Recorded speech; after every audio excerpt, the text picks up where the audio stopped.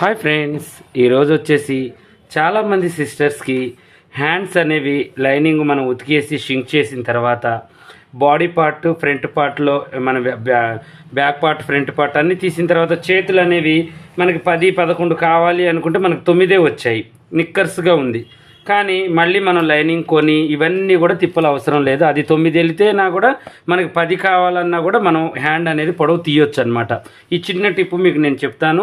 అసలుకి అది కస్టమర్కి అర్థం కాదు, ఎవరికి అర్థం కాని రీతిలో మీకు అర్థమవుతుంది. ఓకేనా? ఇప్పుడు మనం ఏం చేయాలి అంటే ఎంత పొడవు పెట్టాలి అనుకుంటున్నామో అంత పొడవు మనం ఏం చేయాలి అంటే దీన్ని ఇలా కొలిచేసి పెట్టేసుకోవాలి. చూడండి ఇక్కడికి, అంటే ఇప్పుడు 10 కావాలి మనకి.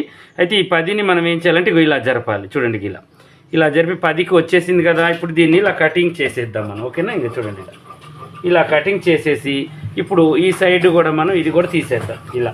ఇలా తీసేసిన తర్వాత ఇప్పుడు మనం ఏం చేయాలి అంటే